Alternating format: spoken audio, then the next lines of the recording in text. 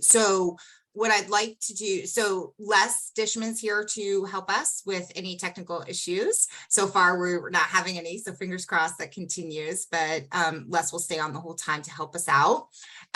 We are your three judges, and I'll have Michelle, if you want to go ahead and introduce yourself, and John, and then myself, and then I'll have each of you just tell us your name.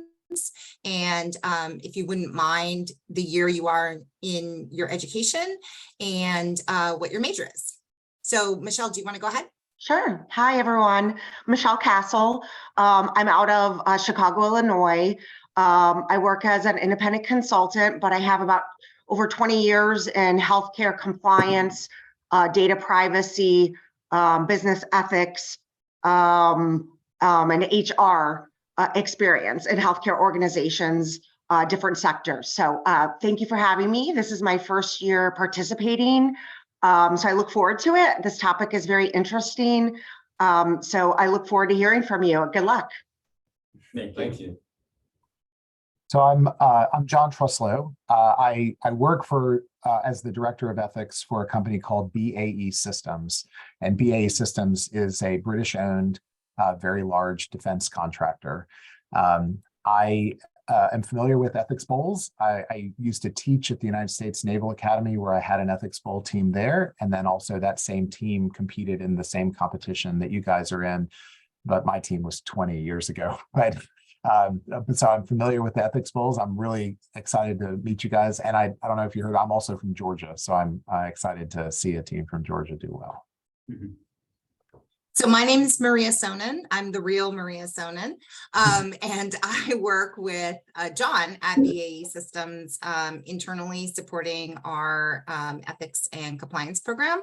John and I are located in New England, in New Hampshire. So we were just commenting on how bright and sunny and probably warm it is down there for you all, and in contrast to what we have, but we'll catch up. We'll catch up. So I've been in the ethics and compliance space for about 15 years. And I have been a part of IBAC for almost all that time, and as a judge. So my role here is as what they call the Uber judge, but I'm just a regular judge. So if you guys want to just quickly go down the line, introduce yourselves, that would be great, and then we'll go ahead and get started. Sweet. My name is Aaron Johnson. I'm from Statesboro, Georgia. I'm in my third year here at the University of Georgia, and my major is political science with a concentration in pre-law. My name is Lance Elliott. My major is economics. I am also a third year. I want to get into economic policy possibly, but we'll see. I'm Maham Moti. I'm also a third year. My major is criminal justice and political science, and I have a sociology minor, and I'm also looking to do pre-law. Okay, wonderful. All right, so I'll go ahead and read the instructions, and then we'll let you guys get ready and go. Okay, so this is the full presentation. Oh, I'm sorry, go ahead. Hi. Right. The member that was sick this morning has been able to take some medicine and join us today. So she just Yay! Oh, yay! Wonderful. I hope you're feeling okay. We can't see you. Is there a way to kind of wide pan the properly for this? Hopefully. Oh, there we go. Yep, now we can see you. Excellent. Do you want to just quickly introduce yourself? Hi, my name is Gwen Baer. I'm a junior. Are we doing? Yeah, just yeah. My majors are political science and international affairs. Okay, fabulous. Well, we're glad that you could join us. Okay, so what we're doing here today is the full presentation of the competition. And in this part of the competition, you are going to be taking on a fictional business entity and assigning us, the judges, a fictional business identity. Make sure that everyone knows who you are and also who we are. You'll have 25 minutes with a 5-minute cushion to describe the legal, financial, and ethical dimensions of the problem and to recommend a solution that passes muster and addresses all 3 counts. During this time, we will not interrupt you. When you're finished, we, the judges, will ask you questions for about 20 minutes. And during that time, we will stay in character, whatever characters you've assigned us. And we ask that you stay in your characters as well. When we're done with that Q&A, we're gonna stop the characters and we will give you some feedback, and paying a special note to feedback that might be helpful for you tomorrow as you do your 10 minutes and 90 seconds, okay? So a few things to keep in mind. The ethical aspects of your analysis are the most important part, but we'd like you to handle them in a very simple, practical, and common sense fashion, not using technical, philosophical terminology or religious or theological grounds. And during this presentation, each one of you should have some type of speaking role. Does anyone have any questions on that?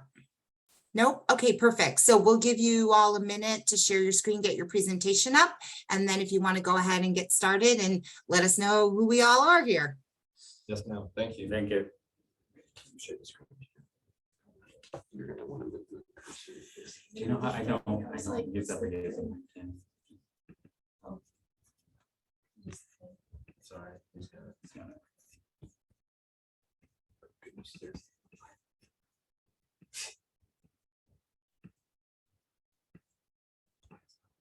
There we go.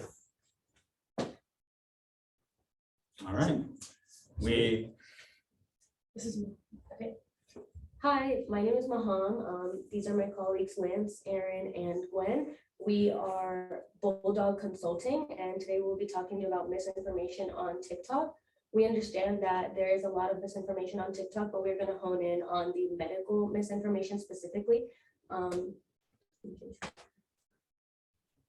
So we're going to go ahead and start with presenting the problem, go ahead and also move into our solution, and then present our ethical frame, our legal and financial frame, and then we will present social costs, and finally we will conclude with how we would like to move forward. I'm going to go ahead and pass it on to Gwen so she can discuss the problem. So the spread of health misinformation through a popular global social media platform is worthy of attention, especially when the consequences can be far-reaching for the company and the general population. Consequences can range from a depleting user base to fake news, or due to fake news, as far as to harm as serious as death from taking advice online. The World Health Organization defines infodemic as too much information, including false or misleading information in digital and physical environments during a disease outbreak. It causes confusion and risk-taking behavior.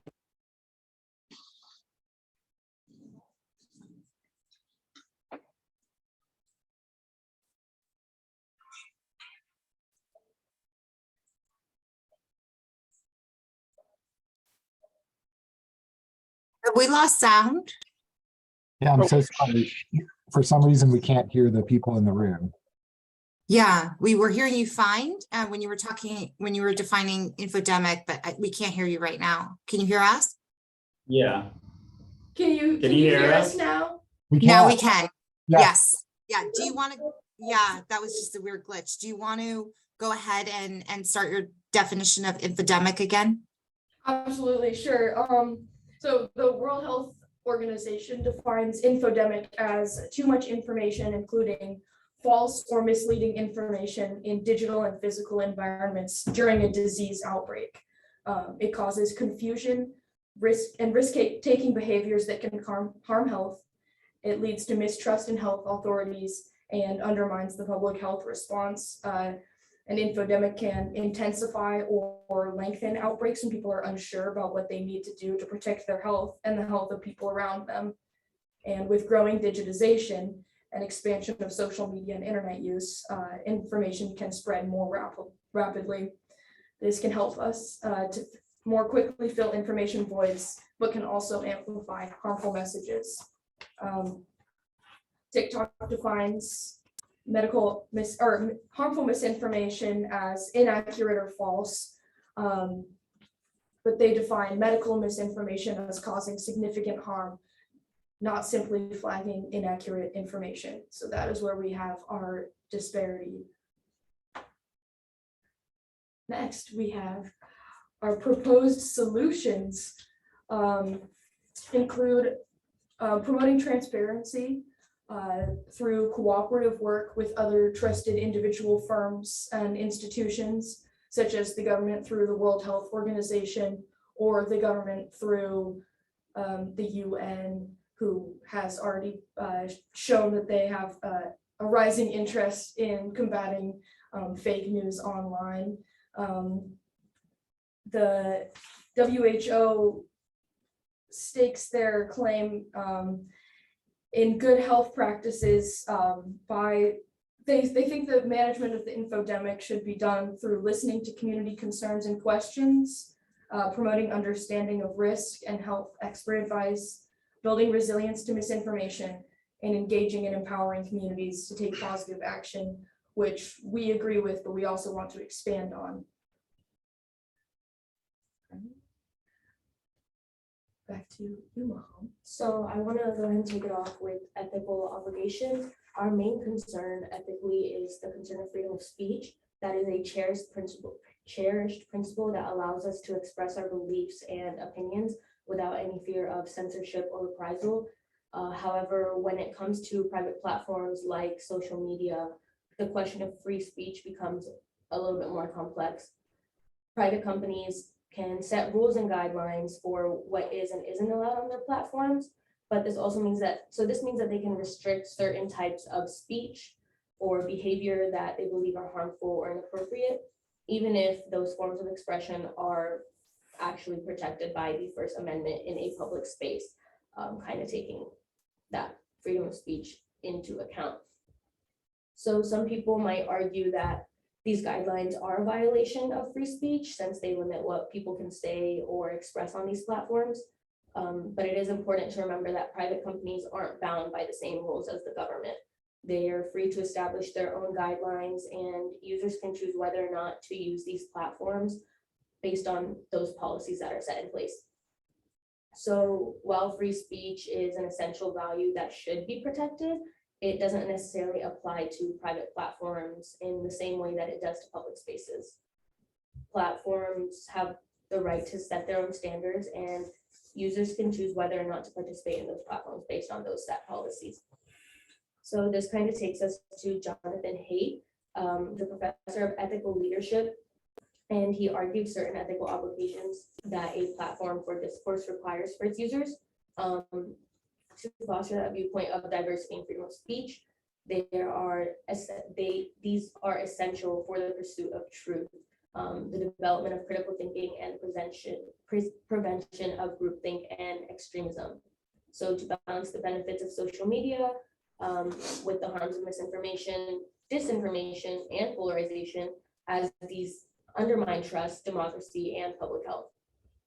And finally, to promote ethical system designs, which is the application of moral psychology and behavioral economics to create institutions and environments that encourage ethical behavior. Now I want to continue it off with Daniel Dennett, who is also a philosopher and a cognitive scientist, and he's also the co-founder of Ethical Systems, which is a research collaboration that aims to apply behavioral science to improve ethical culture and behavior in organizations. He wrote what's needed for firms to act ethically for both their individual and their social benefit. And some key ideas that he's laid out are to foster a culture of honesty and accountability. Employees are basically encouraged to report misconduct, errors, problems, all without fear of retaliation or blame. This so that allows the business to be transparent, and it discloses its goals, values, policies, and its performance to its stakeholders, such as customers, investors, regulators, and to the public overall. To balance these benefits of innovation and competition with the harms of deception and manipulation, especially in the context of digital technologies that can influence human behavior and decision-making.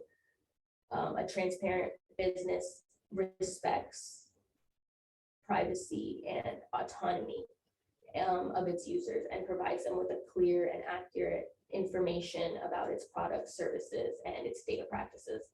And then finally, to promote ethical system design, which applies moral psychology and behavioral economics to create incentives and nudges that encourage ethical behavior among employees, managers, and leaders.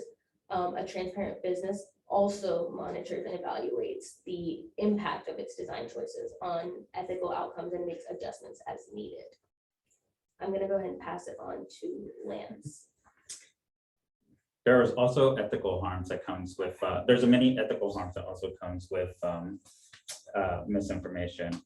It can cause physical harm or death to individuals who follow false or misleading health advice or treatments, such as using unapproved remedies, refusing vaccines, or ignoring public health measures. I think it's inarguable that a lot of the media caused the vaccine hesitancy we saw today during COVID-19. But this is kind of, this is also bipartisan in the way that even with the abortion, that talks about abortion, we see like unapproved abortion techniques being spread online as well through TikTok that are completely unsafe and has been causing a lot of health problems for women as well. This is why it's important for everyone to get on board on tackling this issue.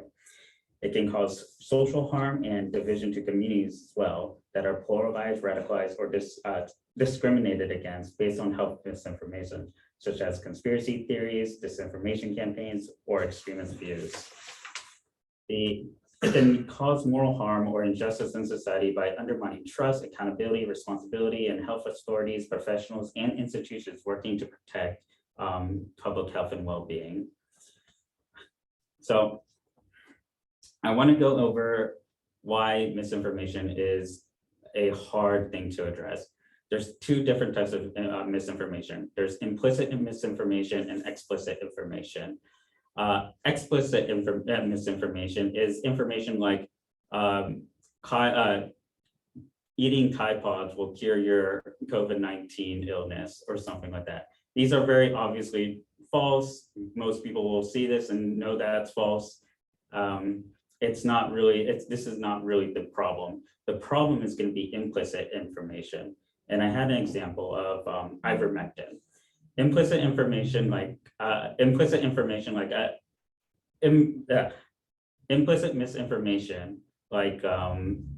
ivermectin is shown to treat COVID-19 is actually partially true, but the scientific institutions said no, there's no reliable data that shows that ivermectin is a good form of treatment for COVID-19. However, this was breaking news. This was an ongoing story, and it was way more nuanced than it appeared to be. We got more studies that ivermectin combined with another drug has been shown to actually help treat COVID-19. However, when these studies were analyzed, most of them had methodology problems. Some of them had were just completely wrong, or just or kind of like designed with a narrative in mind, et cetera, et cetera. So, but this still led, this complicated situation with ivermectin led to so much confusion in the discourse about health and what we should do to treat COVID-19. And later now, it's kind of already assumed ivermectin is good for treating COVID-19, but only if you have a specific parasite found in Bangladesh, which happens to be where most of these studies were from.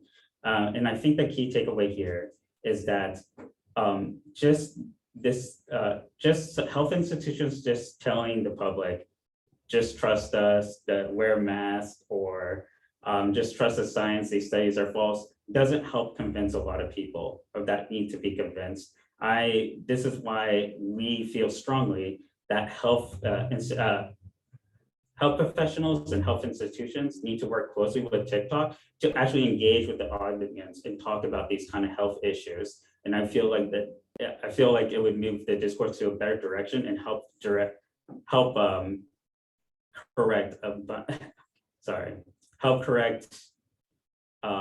uninformed people on their health choices.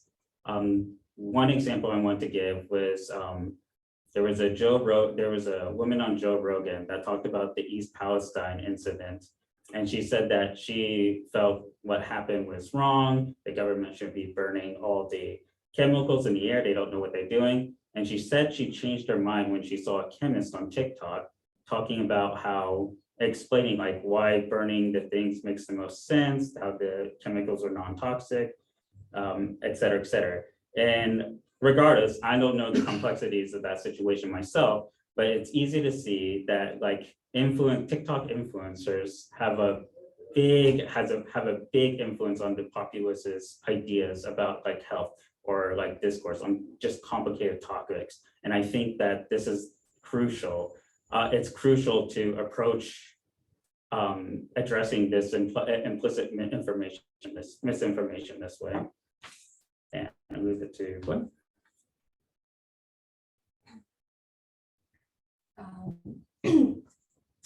As far as the legality goes, we have a precedent set actually really recently. I think the case was finished last Tuesday, but it happened during the 2016 presidential election, or rather later on when the accusations of a false presidency or election, the fraud election were going on. But Dominion sued Fox News for fraudulent information. So we have a precedent set by a different legal case that shows the consequences of spreading false news on a larger platform.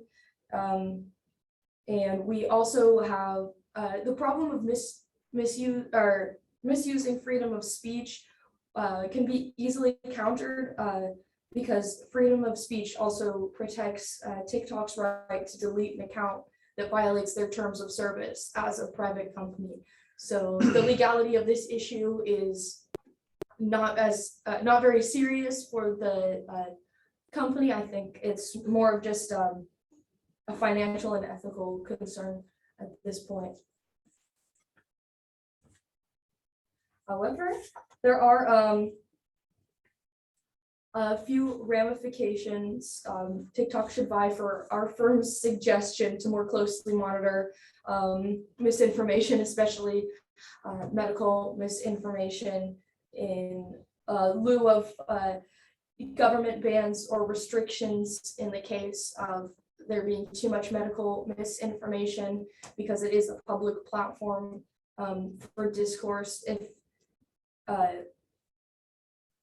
governments and agencies were to view TikTok as a threat to national security or public order, they may take action to limit or prohibit its use. Public health is is a great concern to the public and the government. So the United States government is supposed to represent the people and address their concerns and wishes. Therefore, they should hold an obligation to keep track of any social media site that is turned into a public platform for discourse. It became apparent in 2016 with the Russian bot situation on Twitter, when they attempted to undermine the integrity of the United States election. But ever since the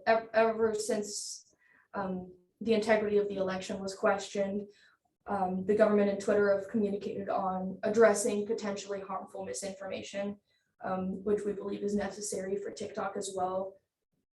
However, we should not just blindly trust the government or TikTok to have complete privacy control over what the media circulates. So it's important that any government and media platform also make their communication transparent. And we also saw growing government involvement during the COVID-19 pandemic. So we would advocate for a special committee in the government to oversee how to handle the communication between platforms to be able to contemporarily handle this issue, especially with the growing age of digitization. Secondly, lawsuits related to misinformation could pop up if we don't tackle this issue. Users and entities may bring legal action against TikTok if they believe they've suffered from harm due to false or misleading information on the platform. For example, someone who followed incorrect health advice or a business that lost revenue due to a false accusation could sue TikTok for damages. However, a organization that that inspired part of our presentation and that has in a similar model to what we're proposing is the Coalition for Trust in Health and Science. They take an approach to tackle medical misinformation by solving the infodemic specifically. They were founded in 2021, and the coalition aims to gather data from organizations across the entire health ecosystem, as they call it, along with additional organizations concerned with advancing trust and factual science-based decision-making, which needs to be implemented into the policy of a media giant such as TikTok, which so many people go to for information. The organization also has, or the coalition has reputable, reliable members, such as the Association of American Medical Colleges, the American Medical Association. One that I found particularly interesting was the Johns Hopkins Berman Institute of Bioethics, and also the Black Coalition Against COVID, and many more. Our vision for TikTok is to gather a group of health professionals, ethicists, and bioethicists to convene and essentially replicate the coalition's model and effectively create a committee that has the health of the people and the persistence of the company in mind. And back to you, Lance. So for our financials, we want to kind of start out with a small social cost of health misinformation. Sorry, I didn't really, Yeah. oh no, I thought I could go back. Oh no. Is there like the thing? Yeah, left. There. Yeah. Sorry, technical so issues. There we go. I'm so sorry. So some of the social costs for misinformation is that misinformation can have a significant impact on the public health and lead to economic losses as well as reputational damage. According to the study at the Center of Health Security at Johns Hopkins, a public health effort that reduced or effectively countered misinformation and disinformation was able to reduce related non-vaccinations by 10%. That would be around $5 to $30 million economically. Another study estimates the online fake news costs us around $78 billion globally annually. Health misinformation alone costs the United States $9 billion a year in losses, potentially $9 billion a year in losses. But now I guess I would lead on to why TikTok should financially worry about this as well. So it's evident that TikTok has seen a lot of success recently. A lot of their users are pouring in with an estimated of 1.2 billion users monthly. For a social media platform, that is very solid numbers, with an estimated revenue of 4.6 billion for the fiscal year of 21. It's fair to say that TikTok's financial status is quite difficult to get solid numbers on based on where they're based in China. It's also hard to see changes within their budget. However, it is evident that 80% of their income comes from ads. Ads predominantly build revenue based on the fact that users are interacting with your product. Without users, you can't make revenue. So therefore, when you have members that are questioning the integrity and the trustfulness of the platform, it causes them to look in other directions to see where they can get trustful, integral, and honorable information throughout the platform. That will cause TikTok to lose a lot of members, and this will cause the revenue to decrease over the next fiscal years. This success will continue on for a short burst, but I don't believe that is TikTok's goal, nor your mission to really be around for the next 3 years and then slowly die off because of an issue that is easily resolvable today. So moving forward, we ask that we commit ourselves to combating misinformation on the platform. It's evident that today TikTok faces a lot of problems, just recently having to testify in front of the United States Congress. This is not a good look on TikTok, and currently there's a lot of misinformation on the platform. So it wouldn't hurt to put a step forward to not only the board to disseminate amongst the workers, but also the people that currently interact with the product.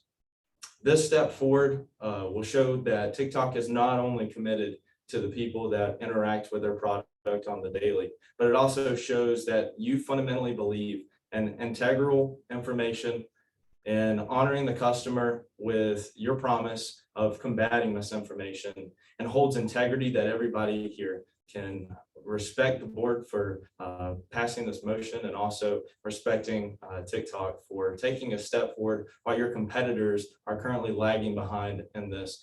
We see that the global giants like Facebook and Google have come under a lot of scrutiny recently, especially with the 2016 election and leading up to the present day. So why not TikTok? Why not take the step forward and get in front of your competitors and show the people that they can rely on you? Why not take the step forward and show that there's something here that won't just be a flash in the pan of a 4-year business model, but something that has everlasting effect and people can continue to enjoy your product daily? We appreciate you listening. Thank you for your time today, and we're now prepared to answer any questions. Okay, thank you. So just to clarify, are we the board of directors of TikTok? Yes. Okay, all right, great. So Michelle and John, do you have any questions for our Bulldog consultants? I'll just, why don't we just kind of keep going back and forth? I have a list of questions, but I'm sure Michelle does too. So let me, I guess I'm interested in your choice of case. So just to help me frame this, why did you pick the use case of TikTok? Like, does TikTok itself, is it known for people coming to TikTok for medical information? Is there some particular aspect of TikTok that links to this problem of medical misinformation? Are we still role playing here on this one, or is Yes, this like? yes. Yeah, no, you're still role playing. So basically, John, the board member's question is, why Yeah, are you well, coming to us I'll just about ask it that way. How do people come to Because- TikTok for medical information? People aren't coming to us for medical, they're coming to us for, fun little videos of what their Dance cat did videos. today. Right, Right. exactly. I mean, so I guess as the board member, I'm like, I don't know, I thought we sold great dance videos around the world and, clever things that teenagers do. I didn't know that people came to us for information related to their medical choices. And I guess I'm interested in the degree to which you think we actually have exposure in this area. To what degree do you think that we are in fact responsible for sharing bad medical information with people who would make decisions in that area? I mean, So we're not the Lancet, right? Like that's not TikTok. So I'm just interested. well, TikTok kind of started as an entertainment platform. More and more people are moving into alternative media as their actual feed. Most people are not watching CNN, Fox News, or et cetera. They're getting their feeds from Facebook, Twitter, and TikTok included. Now, there was a Pew Research study on this as well, and most people are getting their misinformation, or just news in general from Facebook and Twitter. But TikTok, but those are on the decline now, and TikTok's a rising new social media platform. And the Pew Research data showed that there was like a, I think it was like an 8% increase over like 2 years. No, actually it was like a 12% increase over like 2 years of people getting their news information from TikTok as well. And I think it's like, if you see any, or kind of like discuss any kind of health information with a lot of different people, a lot of people will bring up a TikTok video they saw about a certain thing or certain news, or et cetera, et cetera, et cetera. So I feel that a lot of people are getting a lot of their takes or their political knowledge or news from TikTok as it's just growing and keeps on growing in popularity. It's being used more for just entertainment now. And I think TikTok has a responsibility now to kind of monitor it like almost like a news site potentially for non-entertaining information.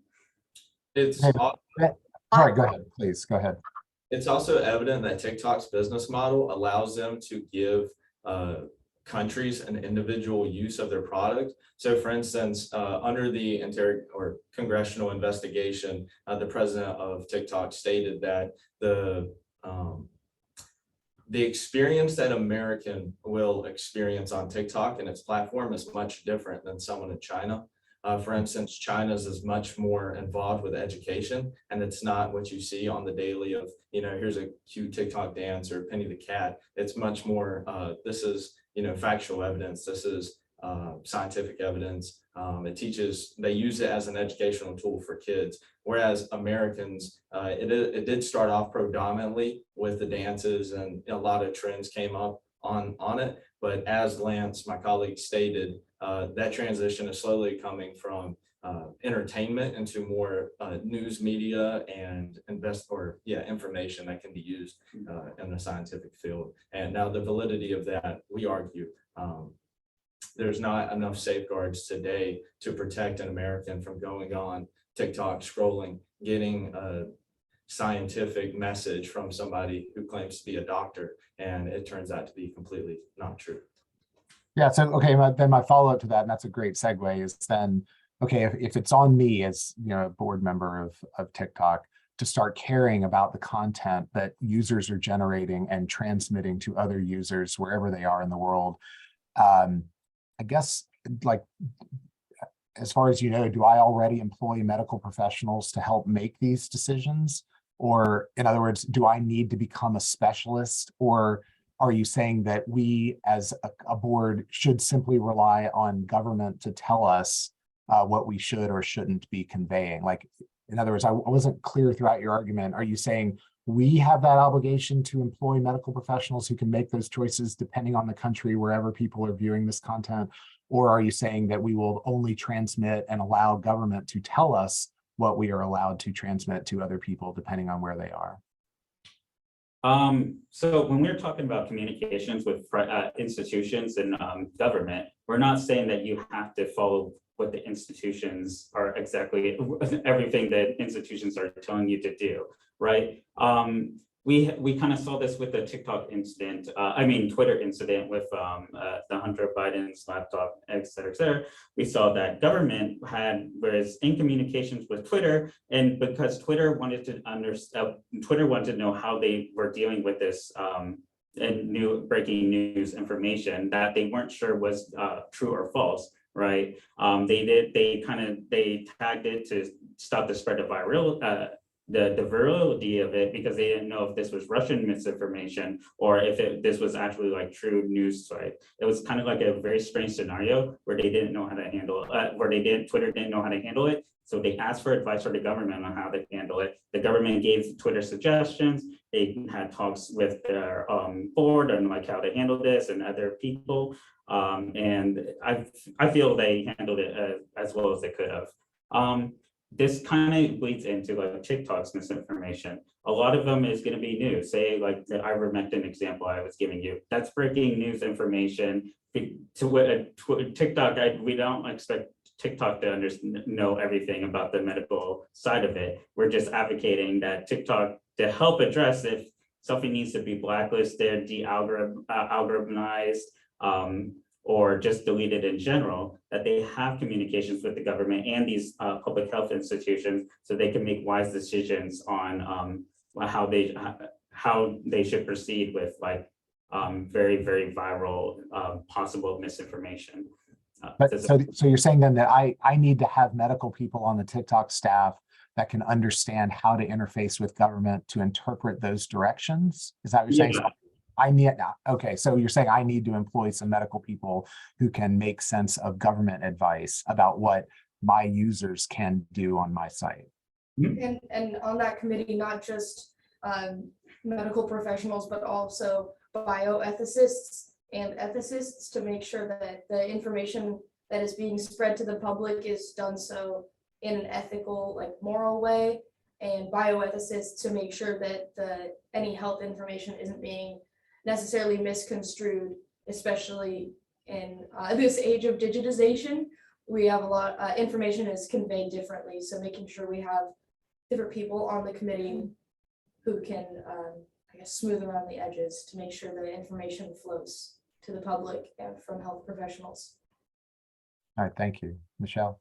Hi, I have a question regarding this committee and how you've thought about addressing this information real time. You used the COVID as a good example that hit our apps and news media, and it was kind of chaos because of that misinformation as well. So a committee is great for proactive, outlining of rules and what we're going to allow. But have you considered how that's going to be actually implemented? How you're going to react? How is it real time monitored to be able to jump in there to effectively really combat that harm that you're talking about, that real harm of, let's just use the physical harm of taking some type of health advice. Have you thought about kind of that more implementation and actual pragmatic response? That is a really hard question, because you probably can't, as you say, as like breaking news information is coming out, that's potential misinformation. You probably don't have a time to government probably doesn't have time to form like a special committee and then like ask for whoever to come approach and then address it in public, et cetera, et cetera. I think what needs to happen is like the government needs to create a committee to figure out like a different maybe a new kind of department institution that has like direct conversational lines with these social media platforms. And I feel like they do have it's how the government communicates with these social media platforms is kind of random. You see like politicians make calls in public that Twitter should censor this, et cetera, or you see politicians sometimes try to contact social media platforms, shareholders like directly, et cetera. I'm not really sure. That's a really hard question. I feel like having like a already direct line where Facebook, Twitter, or TikTok already has like a department that deals with this kind of things, and there's a department that is just like, here, call us if you need something to be addressed, and this should only be called by like health institutions like the CDC or the government, et cetera. I think that's the only best way we can do it.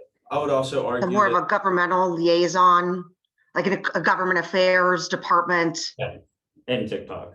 I would also argue that an effective way that a lot of like Facebook dealt with this is that whenever there is new information out there, they would put a disclaimer at the bottom of the information saying, disclaimer, this has yet to be FDA approved. A disclaimer, this isn't factual evidence based on FDA. So they took the information and they related it to what the government had previously or had already put out. And if there was no information, they would make that clear to the consumer that this is new information, be wary of it. It has yet to be approved for your health. Also, there's also other competitors that already take 5% off the total gross revenue that they take in, and they dedicate this 5% to a committee, to a board that deals specifically with misinformation. And I don't think that there's a better way that you can reinvest in your company that deals with misinformation, especially whenever the platform itself is pushing out information. So, it's a really good way to reinvest in your own business to further the growth, because this will bring in more consumers, more ad. At the end of the day, you get a net total, so. Yeah, I would just be to echo what John mentioned. I'd just be curious to know, from our TikTok operations, what kind of data, the percentage of data that's shared on there. Is it healthcare? Is that, is that a product? Is that a goal for this product as TikTok versus, another app that is more in line of, newsworthy, and has different standards in place for what the actual product is. So when we're looking at more of a social site such as TikTok, it could be, I would say that, looking at the range of risk and responsibility, where does that lie between government and us as TikTok, based on the product itself? So just more curious on, again, the type of data, which would be health and misinformation on TikTok. And just, it's a slippery slope when you're talking about responsibility, especially from a legal standpoint. Like you said, it is a private platform. What are the ethical obligations based on the goals of that product? So Yeah, sorry. I was gonna say TikTok is recently launching a beta program, and where they are categorizing information and feeding it to you. So it's like the For You page algorithm, except for they categorize it by food, music, sports, and they also have a category called STEM. I believe that if we focused on this STEM category, or if clearly they are able to categorize with the algorithm videos into each of these subsets, then we could definitely gather more data after this beta version turns into is released to the public. So I can foresee data coming to us very soon. And I also understand the complexity of your question. So since TikTok is just an entertainment site and it's just videos versus like a news organization with like pundits, et cetera, they're not under the same obligations. You could kind of see this with like any kind of like news, any news site that has listed as entertainment, but they still have a pundit talking about politics. That's still technically legally allowed in the United States. Though TikTok is such a different form of media, since they're shorter videos, they're not necessarily talking about politics as well. It's hard, it's going to be very hard to make a very convincing legal case on why they should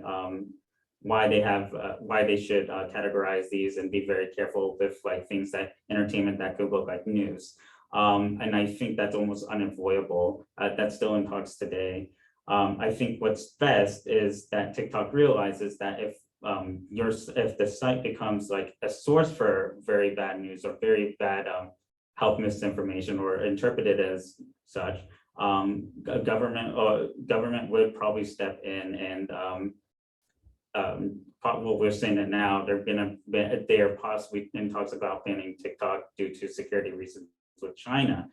Like again, there's a very real fear of Russian of election meddling, misinformation just spreading virally to the United States. And if government sees like TikTok not monitoring their system and causing a too great of a social cost to keep up, I think there is going to be like a governmental judgment on if they would be even allowed in the United States or not. Thank you. You mentioned earlier our Facebook, one of our competitors or semi-competitors, and you mentioned their solution was basically to put disclaimers. And my question to you as a board member is, wouldn't that be, possibly cheaper, right? We would need to develop the algorithm, but we have really smart engineers that work for us. So possibly cheaper, more real time, addressing Michelle's concerns about, how to do this real time, and protect us legally, right? So we put a disclaimer saying, this 15-year-old suggesting people eat Tide Pods is not something that we support. This is the user's opinion only. And would that be a sufficient solution to the problem of TikTok possibly spreading medical misinformation? I think it would be necessary, but not sufficient. A lot of people don't even click those links or do not care. I think there's a strong mistrust in any kind of institution or establishment these days. I think that's where the narrative is. So if, say, I think I covered in my PowerPoint, if the CDC says like, no, ivermectin is not a good treatment for COVID-19, the people who already follow news or or look for reliable information to get their health takes, this is not going to help them because they're already going to be aware of it. I think it's the people who mistrust institutions that need the most help. We have the most worry about. So if we have these political we advocate that you have fact checking on any kind of viral video as well, but I don't think that's going to be a fix-all to the solution of like mistrust. But people do trust like TikTokers or influencers they follow a little bit more than even the scientific institutions, which I'm not saying is a rational choice, but I think that's why these health issues are arising mostly. And I think it's more effective if they have people who they see people who they trust, like a health professional that they found on YouTube or TikTok, explain to them like why this would be a bad idea, what's actually going on here. Just go for the complexities over just having a fact check, read study, read abstract here. I don't think that's going to be helpful for many people. And I would also argue that disclaimers are good, but just like TikTok has people specifically designated to take down hate speech, it really deals with the magnitude of the issue. If you have something that celery is good for you or celery is bad for you, that's obviously something that isn't life-threatening. You can put a disclaimer on it and say, according to the FDA, actually celery has good nutritional value, whatever. But whenever you have something more seriously that needs action to be taken down, it not only reinforces the consumer that they can trust you with somebody behind the screen to actually do it, that is an expertise in that field, but also a disclaimer, like I said, due to the magnitude of the issue, that's something life-threatening. It needs a little bit more of a response. And I think that the consumers can see where or if that corner cutting is going to be taking place. And to build off of that, there are specific videos specifically pertaining to medical health misinformation that really do need to be taken down. And we want to really emphasize that importance, as we know that this misinformation is not only affecting individuals like teenagers, but it's also affecting medical health professionals in their own field. And it's affecting people of all ages, people who go onto this app who are trying to get information as adults who may not understand the satire or the entertainment or the joke that is being posted. And they are believing the information that is being spread because they are unaware of the fact that this could or could not be entertainment. Because since this pandemic, since COVID-19 has hit, TikTok has stated that the term mental health has grown by 80.53% in searches. And all of those videos, 90% relate to depression, 100% relate to ADHD, and 94.1% relate to bipolar disorder. 100% of those videos have been found misleading or having misinformation in them. And that just shows how many people are influenced, how many people are going to the platform to try and cure these illnesses or mental health issues that are just being wrongly directed. Where's that source of data coming from? Like who's or what entity is or agency is identifying that these were misinformation? TikTok has published that on PC News. Sorry, So Kate. this was an internal review by our team in TikTok. Yes. Thank you. Maria, do we still have time? I'm sorry, I've lost track of how much, I don't want to take up any more time if we, but where are we? No, go ahead. You can pose another Okay. board member question. So I'm still, okay, so as a board member, and I'm kind of picking up from where Michelle was, and I'm still trying to figure out exactly what is the role of TikTok, right? Like what is my obligation as somebody who controls TikTok? Is it really, in other words, on one hand, I created TikTok so that it would provide a platform with which people could share anything they wanted to. It was, in fact, the freedom to be kind of an idiot, right? And that's kind of where it came from, is let's provide people the avenue to express themselves in whatever way they want to and share whatever they want to whoever they want to. It was all about that kind of openness. And now I think what you're saying is that even though the platform is created with all of this possibility in mind, I have a moral obligation to limit the information that therefore limits the healthcare choices of the people who are watching. Now, I think you would say that I have an obligation to limit those healthcare choices, the information that leads to healthcare choices that might harm people, that might actually go out and harm them. And that, I think, is where we're kind of, trying to argue, like, well, how do we know that information today is actually harmful if in 3 months from now or 3 years from now it's proven to be not harmful or even helpful? And I'm sure that's it. But I think, again, I'm kind of picking up from where Michelle left off. Like, what is the obligation of TikTok? Is it just to provide the platform, or do I, as the board member, have a moral obligation to direct and limit the healthcare choices of my users? You don't have an obligation to limit the health choices of your users. I wouldn't frame it like that. I would say that you have an ethical obligation to moderate your platform, right?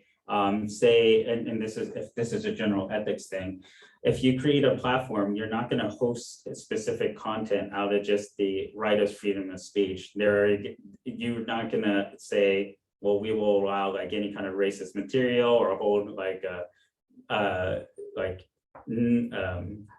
or like in just the worst kind of like material there is. You can platform it, but I don't think you have an ethical right to. And that goes to saying that the things that you host or the things that you platform represents you in some kind of way. Anything that you're hosting represents you in some kind of way. So if there is a platform just platforming like far right material, right? We could say that the platform is like intrinsically a little bit linked with the with far right material, even if it's the material's not coming directly from them, but it's users, right? You have that accountability. So when if TikTok is holding health misinformation and not doing anything about it, and it's spreading quickly using your platform, you're also tied a little bit intrinsically to that misinformation, even though it wasn't posted directly by you. And because your obligation, because you get to choose what you platform or not. And that's I think that's the obligation, ethical obligation the platformer has. And that obligation is, and again, I know that this is the gray area. I'm just trying to, I'm not criticizing, I'm just trying to figure out if you have a frame around it.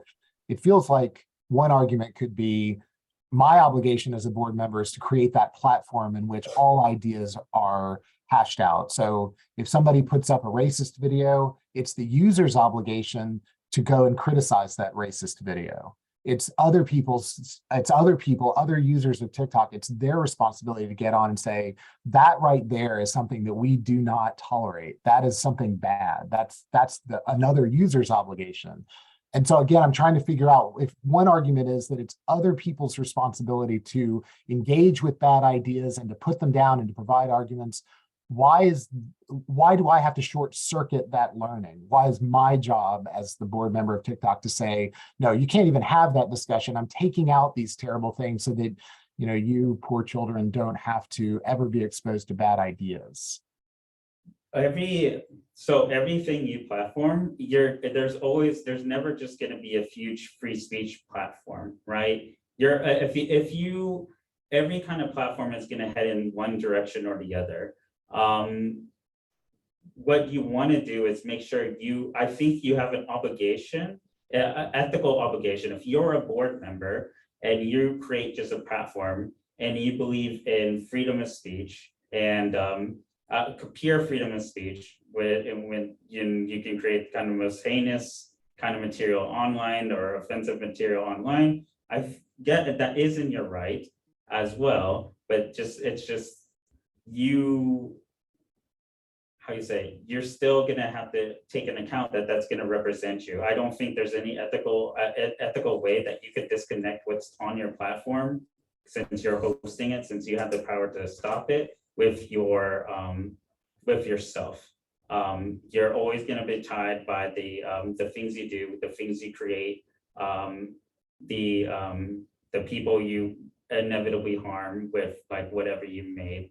Say the inventor of the nuclear weapon, right? I think he had a lot of regret making it, even though he was just looking at the science, seeing what's possible, created maybe out of like in scientific interest, but a lot of people who helped it regret their decision, not because of what they did specifically, but what they've like helped develop, what the things they helped develop could create like an entire disaster.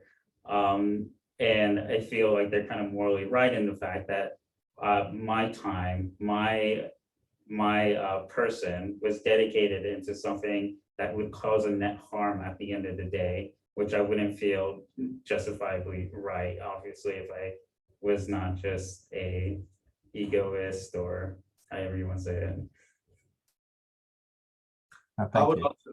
I would also say that as a member of the board, you have an obligation to uphold an image of TikTok that fits best with your business model. And it's clear throughout your personal statement, your mission statements, that you want to have a platform where people can engage in dialectical, intellectual stemming conversation on your platform. You want to share entertainment and the expression of ideas through dance, through music, through all of these other areas.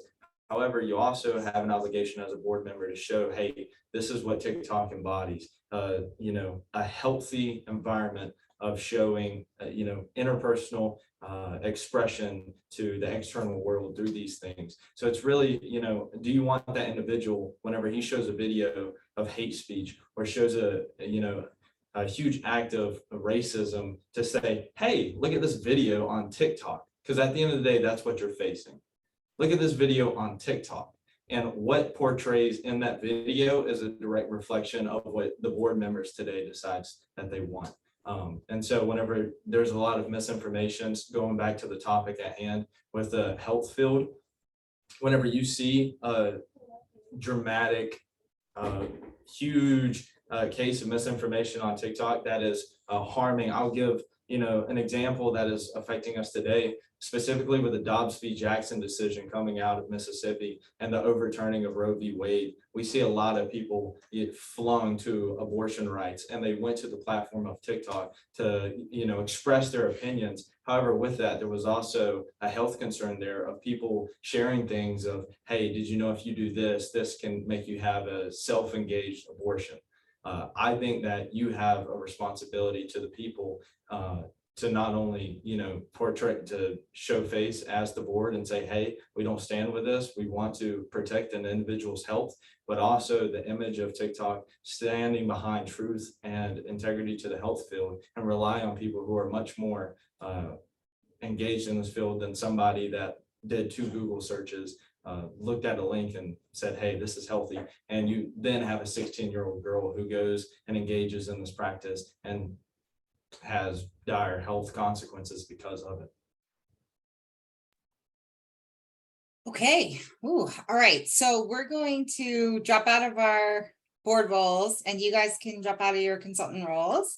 And we'll just give you some feedback. And then I'll also give you some tips for tomorrow. And John and Michelle, if you have tips for tomorrow as well, by all means, share them. They're going to take this 30-minute presentation, put it into 10 minutes and 90 seconds, but without any PowerPoint. So, and they're focusing just on the ethical issues. So if you have any feedback for them, based on what they need to do tomorrow, that will be very helpful for them as well. So, Michelle, do you want to go ahead and go first? Sorry about that. Sure. Great job. I would just say overall, as you know, as my theme has been kind of connecting it to the product and the goals and of the product, and then you balance that against what your ethical obligations are. And when presenting to a board, you need to have a lot of supporting documentation in all of these areas. They're going to ask, you know, why is this our job? Why is this coming from our pocketbooks? What are some of the more economical ways of achieving some of these goals? And I know Maria had talked about some of those, you know, disclaimers. Is there something where we could have, you know, a video of a video disclaimer for users before they you know, sign on to be a user? Maybe that's a nice way of acknowledging, hey, this is what our platform stands for, this is our vision. And primarily TikTok's vision has been more of what John was saying, to be open, to be a place of freedom of speech, and to be silly or to be entertaining.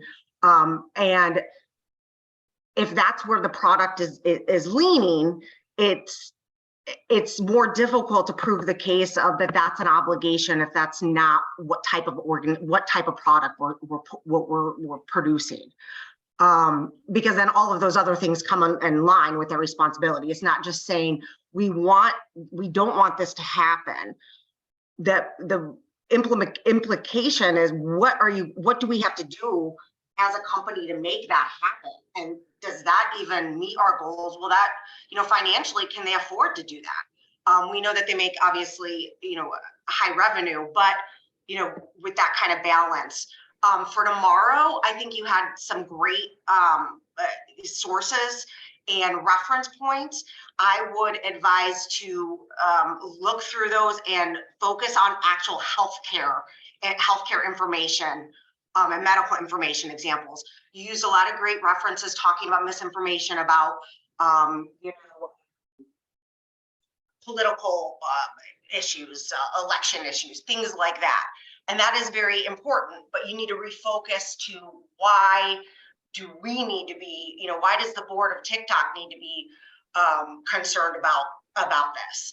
Not because of these other examples of misinformation. It kind of dilutes what you're trying to get at, and that's the harm of what may happen if misinformation is taken by a person, like from a, you know, physical, emotional, mental health perspective. And then the sources. Great sources. I wouldn't go into as many details. You can always have those available and ready to provide if asked. But I think that'll help you save some time for tomorrow and just really focus on those core things of, you know, why is it our responsibility? What does that mean for the product from the organization? And then also a little bit more, maybe delve out a little bit more how that interaction with government and the organization may work, because that's a lot of that you can't control at this point. If there's a legal structure in place as for a country that you can't really work with, you know, that kind of inhibits what your goals are and your, you know, targets are. So maybe think about that, have it a little bit more practical in case, you know, that support is needed. But great job. Thank you. Thank you. Yeah, I thought you guys did a great job. And my comments here, I think Michelle actually said some of these things better than I could say them, but I'll try to just kind of say them in my own way. The first thing is I would recommend that you have a better definition for what misinformation is. So at the beginning, I think your definition was more about explaining sort of the harms of misinformation without defining what it is.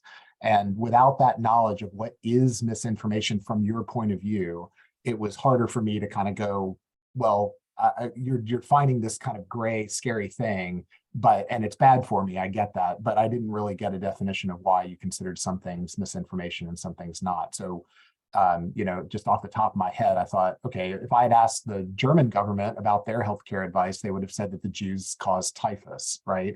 If I had asked the church about their scientific advice, they put Galileo in jail for saying that the Earth wasn't the center of the universe, right? Like that's government or church or institutions actually saying no, either saying something false and requiring other people to act on that false information, or rejecting something new because they didn't like the newness and the threat that caused. So in other words, your definition of misinformation still has to reference something. And I think in your minds, it referenced kind of harm or the potential of harm, but I think you need a more concrete definition of what is misinformation and who gets to determine that.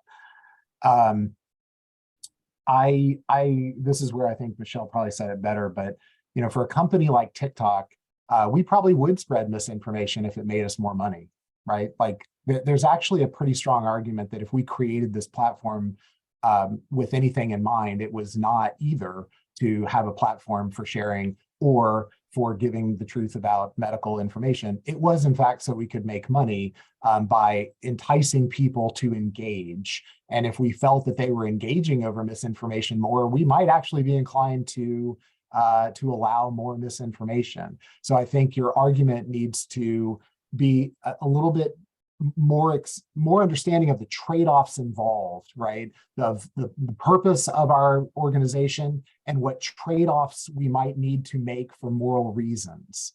Okay, so I think I made another quick note about that. So for example, you said that fake news costs $80 billion a year, or almost $80 billion a year. And I don't even challenge that. Maybe that's entirely true, but compared to what, right? Like, in other words, maybe telling the truth would cost less, but maybe telling the truth would cost more. From the company's perspective, you're kind of saying these things harm you this much. And I'm like, okay, but compared to what else could we do is an important trade-off just to consider. So when a company is trying to review arguments like yours, they're looking for the other side and saying, okay, if this is what you're saying and this is what it costs us, but we might want to do this other thing, you kind of need to show us why one is still better than the other option or the other way to go. And let's see. And then again, I think the overall point, and not the overall point, but the overall question of, does TikTok have a moral obligation to protect users from exposure to information with which it disagrees, is kind of your fundamental moral question. And it's a challenging one. It's really, really hard. I think maybe if you only have 10 minutes to talk about a moral argument, maybe start with what you think that fundamental moral question is, and then kind of go from there. I think you kind of worked up to it. But I think I'd almost rather see it the other way around, like state the question, give the answer, and then provide the details kind of afterwards. I think that might help you tomorrow. I think that's all I got. So for the point about the repercussions and why TikTok should be involved, I think it was a part of the financial status of, I said you didn't want to be a company for 3 years. Because it is evident that TikTok did get a large boom because of this. I think what he's saying is like there is profit in spreading misinformation, and we kind of acknowledge that point as well. And that's it's a very, very difficult thing to kind of address, because I think you almost do have to address it with you have to appeal to ethics in some kind of way, or like the moralities of it, right? And I think arguing that for almost any business is just going to be a very, very hard battle. And right. We saw these arguments.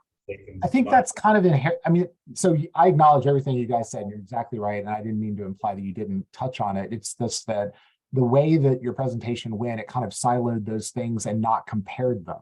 It didn't say you could make more money doing this thing, but you have this moral obligation that is going to make you less money, but it's the right thing to do. Like, those are the trade-offs that I'm kind of talking about. And again, I think Michelle did a better job of explaining it, but that's all I mean, is that you can't just say these are the financial things and these are the moral things. You have to say you are going to lose some money by doing the right thing, but you still have an obligation to do it. And that's kind of what I'm suggesting you kind of draw out, or kind of make explicit to a board that says, but okay, we have these moral obligations, but my job here, my role is to make this company as much money as possible. Tell me again why one thing overrides the other. Yeah, I think you guys, I agree with everything John and Michelle have shared in terms of feedback. I think you guys did a great job. I like the fact that you all kind of participated and had your areas of expertise, and I think you did a really, really good job on the Q&A. Real kudos on the Q&A. You were very prepared. You had some really good answers back to our questions. So because you all are juniors, you have another year of school, so I hope you'll do this again next year. So I'm going to give you some feedback on your 30-minute as well, that perhaps you can take for your next, the next time you do IBAC. Similar to kind of what John said, when you are presenting to a board of directors, it's really important to come up front with, here's your problem, and here's our solution. And now we're going to talk about, the finer points of it, because it took me a while to kind of understand what it was that we were talking about, right? And what your actual solution was. But if I had that solution up front, which, if I understand it correctly, it's to better monitor misinformation and take it down, and also to have a group of medical professionals and bioethicists who can, evaluate the content that we have on our platform. If I had known that was what your solution it would have been easier for me to then understand your legal, financial, and ethical implications of it. Okay, so that's feedback just for next year, which I hope you will do another one next year. I think you chose a good topic, and it's a really difficult topic. Really smart minds are trying to figure these things out at a policy level, at a company level, at a societal level. And I don't think we've all really figured it out yet, because obviously it still happens, right? So really tough topic. And I really love when students choose tough topics, because they're really meaty and there's a lot to go in there. So for tomorrow, I think John and Michelle have given you all really, really great feedback. Just remember that the goal of tomorrow for the 10-minute is you are still your consultant. You're still a consultant group, Bulldog Consulting. And the judges for tomorrow, which may just be one judge, may just be a newer judge, is that person is going to be in the role of the board of TikTok. So be sure that you tell that person, this is who you are, because we didn't know that right off the front, that we were supposed to be the board of TikTok. We kind of figured it out, but you need to say that to the person tomorrow. Okay. And what a lot of teams do is they say, hi, we're Bulldog Consultancy or whatnot. And we're very pleased that you, the board of TikTok, have called us back to talk about the ethical issues surrounding our solution, or the issue and the solution. Okay. And so that's what you have for those 10 minutes, and no slides. And so you're just going to be talking about the moral and ethical impacts. And I think John and Michelle have given you really, really good feedback for tomorrow on how to address that. So do you all have any questions for us? Yeah, I think it's just like how to tie the, I think John asked the hardest question, which was why, if given a platform, why am I obligated to moderate anything on my platform if it's just about freedom of speech and like my obligation to the users? Do you have any suggestion for sources about that? So sources Or to like research? Yeah. Oh, You know, Oh, what I would, rather than come up with a source, I would rather come up with a test, right? Or some, because it is going to be a sliding scale, right? In other words, I think rather than come up with like an authority that says, here's why one or the other is the way to go. I think we know it's going to end up, as all of debates about free speech do, somewhere on that sliding continuum. And I think what you ought to do is list the responsibilities of TikTok as you see it, and then try to come up with some test for the content that's on there. Does it meet this criteria or this criteria, and why? And because I think that would show more of kind of a critical thinking aspect to your analysis, rather than relying on an authority that may not understand TikTok's position in this whole thing. So I would rather you come up with sort of a test for the material based on TikTok's purpose, which Michelle kept referring to, I think rightly. Yeah, that makes sense. I think there was a little confusion on how much we wanted to talk about, like how in depth we were gonna go with the ethics. So, yeah. well, you want to also make sure that you're not going, I saw you brought up ethical systems and John Haidt and all that stuff. And that's very important, interesting research and things that they're doing. But for tomorrow, it's much more about the bigger picture, ethical and moral aspects of it. And in one of our Q&A responses, you talked about, the fact that for example, with abortion, where people are going on to TikTok and learning about things that could lead to death, right? And it's not silly stuff like eating Tide Pods. I think everyone over the age of 12 knows that you should not be ingesting soap. But this type of kind of, hey,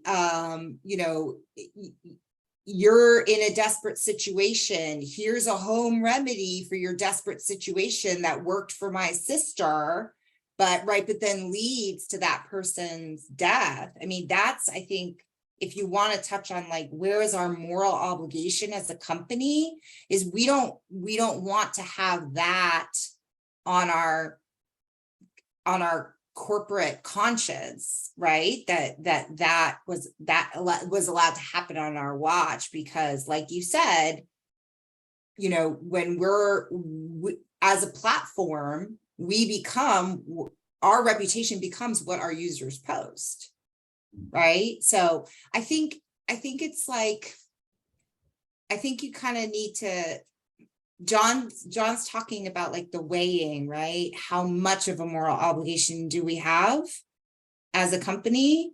And I think as the stakes go higher in the negative outcomes, the moral obligations go up. And I don't know, Michelle, I saw you kind of nodding your head a few times when we were talking. You're in the health field. What are your thoughts? I've been, not to get you guys off on a whole nother, I don't want to path, but I tend to look at it from a risk perspective. And like John said, looking at maybe just panning it out and just having, I know you're not presenting any slides tomorrow, but maybe as a group, you can just have, what are the risks and the benefits of misinformation through TikTok. One of the things is, does this meet our vision and our goals and our moral and ethical position as a product in an organization?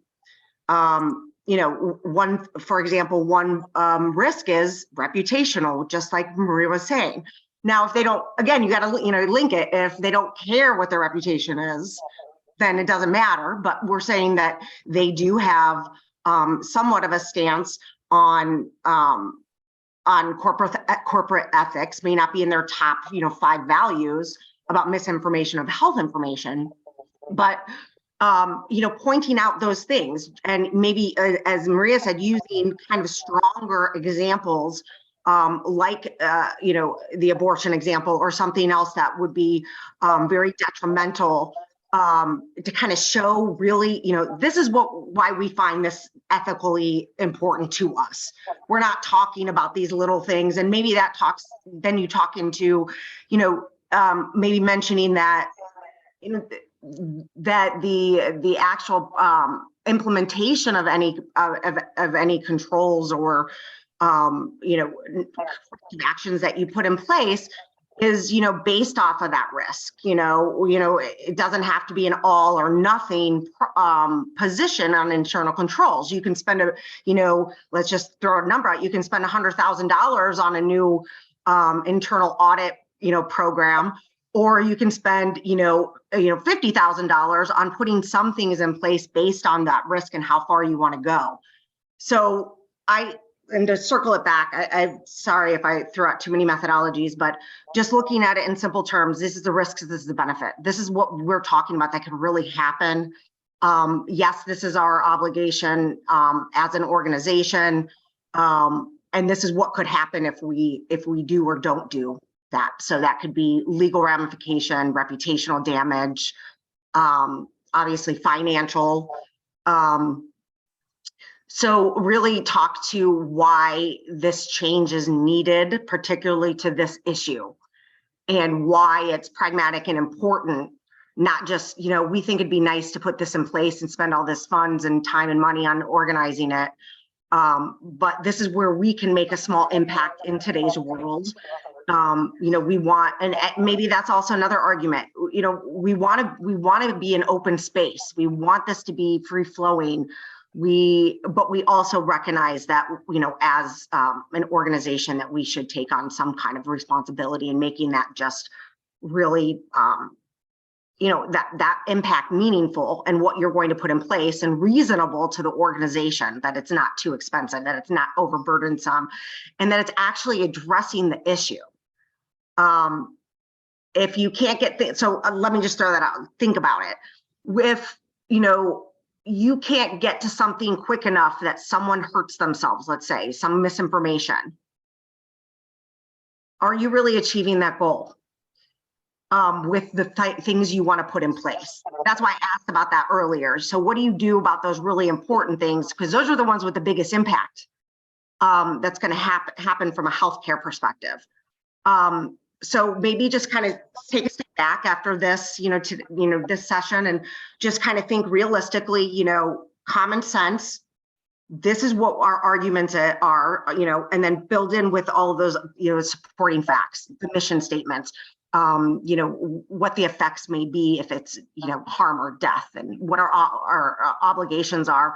And then also, what do we want, how do we want to pose ourselves as an organization?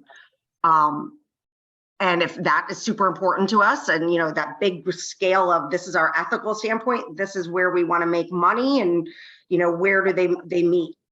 So just kind of take your hat back a little bit and just focus on some impactful examples like you have, and just kind of simplifying it. Okay, it's going to cost this much money. We've identified that we already have spent this much money on fixing things. This may be more proactive. This is going from a social perspective, social impact of an organization. You're taking the lead on working with government agencies and healthcare professionals, if you want to make that spin on it. I think that would be very important from a board perspective. Like, it's great, the ethical and the philosophical issues and the research behind all of these things. A board isn't going to be looking at all of those things when you're presenting and when they're making critical issues. They may reference these things, of course, as supporting documentation, but the meat of the presentation needs to be very pointed. And as both Maria and John said, by starting that out at the beginning with, this is what we hope for, this is what, this is what our stance is. And then as you add supporting points, that automatically, cognitively they're following that. That's being pieced together and you're building their, you're persuading, you're influencing and persuading and building with facts, but how you're presenting and how you're laying that up. So sorry for that ramble, but I think you guys did great. Just don't get too much into your head and just, think of it more of, practical things of what, even though you're not on a board, what you think, a business would be asking of you. Yeah, and again, I think Michelle said it better than I could, but I was thinking like laying out what you think a board responsibilities are might be helpful. So like, as Michelle said, two obvious things that a board cares about. If I was really a member of the TikTok board, one of my objectives would be to maximize user engagement over time, right? So over time, I'd want to see more and more people using my platform because I could monetize it and do whatever. But the first would be I'd maximize user engagement over time. And the second, as a board member, would be to protect and enhance the brand of TikTok, right? The brand, as Michelle said, is kind of what a board mostly cares about, is its reputation, how people think of TikTok. But then, so that's what my board level responsibilities are. But then you're almost making this claim either that me as a person or TikTok as a corporation has certain moral responsibilities, and you could identify what those are. So you've said this, Michelle said this, one is maybe one of your objectives that you lay out is that the person or the corporation has an obligation to protect the physical safety of users, or to maybe you feel that your moral obligation is to provide users with sufficient context of the information and the entertainment that you provide. But then when I say you provide a test of like a video, you would need to show like, okay, what are the questions we would ask that would weigh the responsibilities of the corporation with these personal moral responsibilities, and what questions could we ask of this video to determine, where is the right balance on that spectrum? Yeah, so one last kind of thought, when you go to the 10, you all had a lot of different kind of solutions, right? Like partner with government or have an internal group of bioethicists and medical professionals to put up positive content that has real good information, right? Like Tide Pods, don't eat them. And then I think another one of your solutions was to, as quickly as possible, take down videos that had bad information or add content to them that said, this is bad information, don't eat Tide Pods, right? So you have like 3 or 4 different solutions there. And in your 10-minute, because you only have 10 minutes, you might want to really try and hone in on which is the solution you think would be most effective, or 1 or 2 solutions that might be most effective, while balancing all these ethical issues, the freedom of speech, the company do no harm, blah, blah, blah, right? Our responsibility to the world, et cetera, our reputation, on and on. So maybe kind of figure out like, what is that one solution, and as soon as possible in the presentation, tell the board what it is your solution is, right? Here's the problem, medical misinformation. Here's our solution, and here are the ethical issues around the problem and our solution. Okay, so that's kind of how to do it. Make sure you don't leave the solution till the end, because again, it just kind of leaves people a little bit confused as to, okay, so what are you telling us to do? Okay, any other questions or feedback? We're a couple minutes over time. No, that was very helpful. Yeah, thank you so much. Okay, awesome. But I think you guys did do a really great job, and you chose a really big, meaty topic, which I love. I love when students do that. And I think it really shows that just you're thinking about some of these really big issues that are facing society, which that's awesome. Okay, so I sent a link in the chat to John and Michelle for the judges form. If you have any questions about that, you can ask Tom. You can ask me too, but Tom is probably better to answer questions. And good luck tomorrow. Who's going to be doing the 10-minute and who's going to be doing the 90? Your 10-minute and your 90 seconds. Okay. All right. Well, best of luck. And thank you all, and thank you to Les for helping us. No tech issues, which is awesome. So yay, I know. All right, great. Thank you guys so much. Appreciate it. Thank Thanks you. a lot. Thank you. Bye-bye. Okay, we'll see you guys later. Bye. Yeah.